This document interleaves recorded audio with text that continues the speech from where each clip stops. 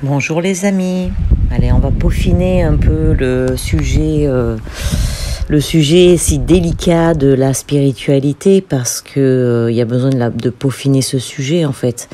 Il y a besoin de peaufiner ce sujet parce que il y a aussi l'ego spirituel qui peut entrer en ligne de compte. Il y a aussi le fait qu'on peut se perdre aussi dans la spiritualité parce que à trop vouloir chercher la spiritualité, à trop vouloir être entre guillemets spirituel, on peut complètement se perdre.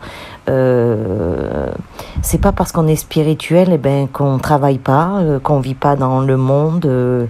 Je ne passe pas mes journées à méditer, je ne passe pas mes journées à faire du yoga. Je ne suis pas végane non plus parce que je trouve que végane c'est un peu, pour moi, mon point de vue, c'est un extrême, voilà. Je trouve que c'est vraiment un extrême, donc je n'irai pas jusque-là. Mais en fait, ce que la spiritualité, ce que notre âme nous incite à voir à travers ça, c'est de rester dans la voie du milieu, dans le juste milieu, être à moitié en 5D, à moitié en 3D. Du coup, c'est ce qui fait qu'on est en 4D. C'est juste une question de se retrouver en fait.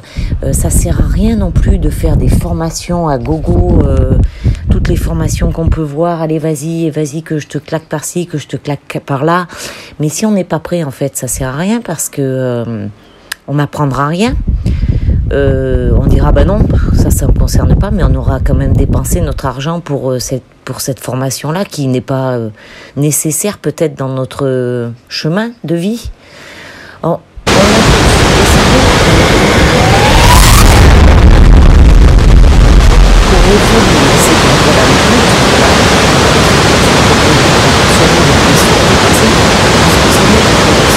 Une famille, c'est nous qui choisissons le prénom que nous allons porter. Donc tout ça a quand même des liens avec le fait de soigner des choses, de réparer des choses.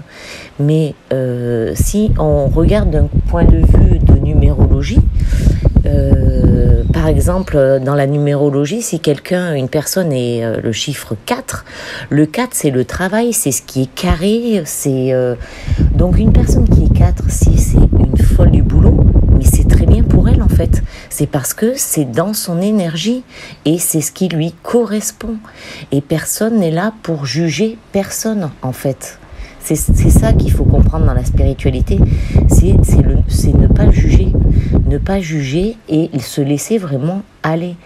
Et on peut tomber après dans cet ego spirituel où on dit lui, il a fait la même formation que moi et en fait il a rien compris.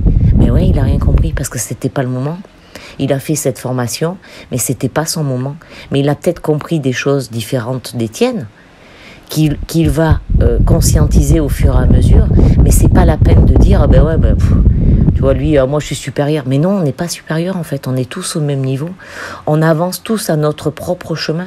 On prend le temps chacun d'avancer, de s'élever, de conscientiser, de soigner les blessures. Parce que quand on vient ici, on a plein de blessures à soigner. Parce qu'en plus on prend les fardeaux de la psychogénéalogie. Et puis dans la vie, puis on nous en rajoute encore un petit peu par-ci, par-là. Donc voilà, c'est ça Et puis, ce qu'il faut bien comprendre aussi, c'est qu'on n'est pas là pour soigner toute la lignée de notre famille. On n'est pas là pour soigner les maux de toute notre famille. Non. Nous, on doit soigner déjà nos propres maux et notre famille. S'ils ont des choses à régler, c'est qu'ils doivent les régler eux-mêmes aussi. On ne peut pas régler les choses pour tout le monde. On ne nous demande pas déjà de faire ça. C'est nous qui nous mettons des fois des trucs en disant je suis le sauveur, je vais sauver ma famille. Mais non. Il n'y a pas je vais sauver ma famille parce qu'après on tombe dans le triangle de Karpman. Bourreau, sauveur, bourreau et l'autre c'est quoi déjà ? Ah voilà, tiens, je ne me rappelle plus. Victime, voilà. Non, on n'a pas à faire ça en fait. Donc les amis, faites ce qui vous fait vibrer, faites ce dont vous avez envie. Si vous faites du sport et qu'un jour vous n'avez pas envie d'y aller, mais vous n'y allez pas. Si vous avez d'un seul coup, ça vous pète au cerveau, vous avez envie d'aller Voilà, c'est ça en fait qu'il serait bien de faire. C'est de faire les choses quand on en a envie. C'est pas la peine de passer sa journée à méditer. Ça ne sert à rien en fait. Parce que si on n'est pas prêt, à quoi ça sert? Je dis pas qu'il ne faut pas méditer. Je dis que ça sert à rien de passer son temps à méditer en fait. Parce que nous, on n'est pas dans dans ce chemin de vie-là. Il y a peut-être des personnes oui, qui le sont. Et c'est parce que c'est leur chemin de vie. Ils ont décidé dans leur chemin de vie de méditer. Et si ça se passe bien pour eux, c'est que c'est bon pour eux. Si vous sentez que vous vous prenez des baffes ou que ça se passe mal, c'est que c'est pas pour vous. C'est aussi simple que ça en fait. Il n'y a pas besoin de tergiverser pendant des heures. Il n'y a pas besoin de faire 10 millions de formations non plus. Tout est à l'intérieur de vous. Tout est à l'intérieur de vous. Il suffit simplement de s'écouter. Et le problème, c'est que dans le monde actuel, on ne s'écoute pas. On ne s'écoute pas. On essaye d'alimenter notre cerveau 24/24 bientôt, presque bientôt. Le temps de sommeil va être tellement réduit parce qu'il y a des personnes qui s'endorment avec des oreillettes pour la musique, le machin, donc notre cerveau, il est en permanence en train de travailler. Mais il faut le laisser un peu au repos aussi de temps en temps, ça fait du bien. Moi, ça fait du bien quand des fois je suis chez moi, quel silence.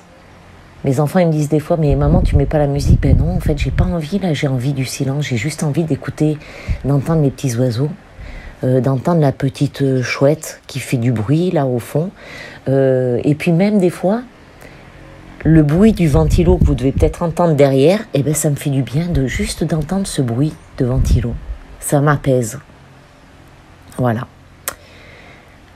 Voilà les amis, c'était juste une petite réflexion comme ça pour peaufiner. Je pense que je vais faire plusieurs petits podcasts à chaque fois que j'aurai des... comment je pourrais dire? Des moments de...